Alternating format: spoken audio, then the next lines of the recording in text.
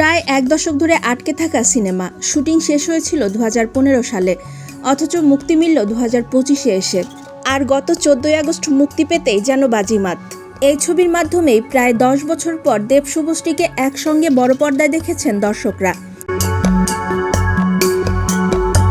দেব শুভশ্রীর জুটির বহু প্রতীক্ষিত ধূমকেতু বাংলা সিনেমার ইতিহাসে নতুন নতুন রেকর্ড গড়ে টলিউডের বক্স অফিস কাঁপিয়ে দিয়েছে। কিন্তু ধূমকেতু যদি 2025 সালে তৈরি হতো, তাহলে কি শুভশ্রীকে ছবিতে নায়িকা হিসেবে বেছে নিতেন দেব? এই প্রসঙ্গে এক সাক্ষাৎকারে এই প্রশ্নে নায়ক জানিয়েছিলেন শুভশ্রী ইতোমধ্যেই 2 বাচ্চার মা, ফলে তার মুখের ইনোসেন্স সারল্য হারিয়ে গেছে। তাই নায়িকাকে নিলেও কোনো পার্শ্ব চরিত্রের জন্য বেছে নিতেন। আর দেবের এই মন্তব্য ঘিরে বাঁধে বিতর্ক।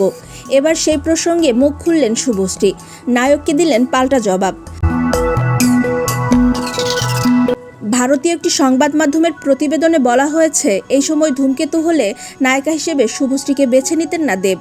এসব কথা শুনে অবাক হন শুভশ্রী গাঙ্গুলি। খানিকটা ক্ষুদ্র হয়ে নায়িকা বলেন, কি বলি, একটা সেন্সিবল মানুষ কিভাবে এই ধরনের কথা বলে আমার জানা নেই।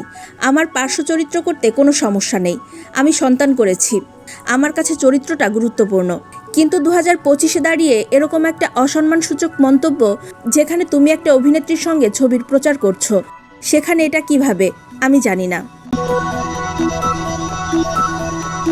তারপরই নায়িকার থেকে জানতে চাওয়া হয়, আবার কি দেব শুভশ্রীকে একসঙ্গে দেখা যাবে? এই প্রশ্নে নায়িকা বেশ কড়াভাবেই বললেন, আমি এসব জানি না। মা হয়ে গেছি, মুখে সারল্য নেই। প্রসঙ্গত, গত 10 বছর দেব শুভশ্রীকে একসঙ্গে দেখা যায়নি, শুধু অ্যাওয়ার্ডের অনুষ্ঠান ছাড়া।